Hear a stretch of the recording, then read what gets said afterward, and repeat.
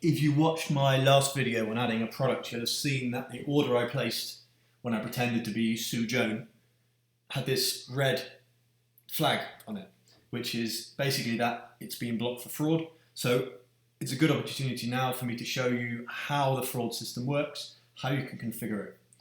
First of all, let me show you why this one flagged as fraud. So if I go to recent orders and I click Sue Joan, you'll see it says FraudMind blocked.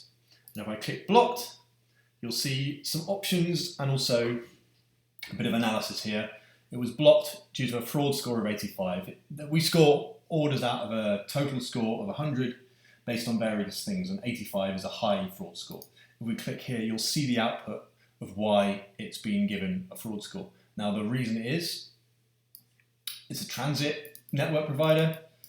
As well as that, the email I used was free. It's a disposable email.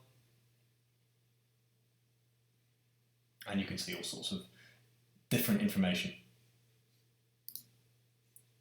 What I can do is I can configure at which point an order will be blocked, and I can also configure at which point an order will be reviewed, i.e. at what point will it notify me that I need to look into the order.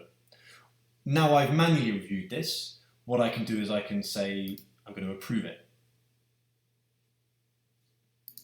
Now, this order, when I go back to it, you can see it's okay.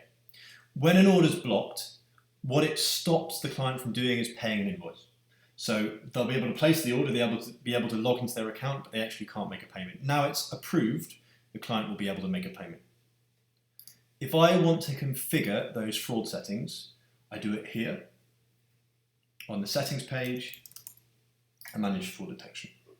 And what I can configure, I can add some general blocks. So I could say I'm going to blacklist, for example, let's say Iran, because it's got sanctions.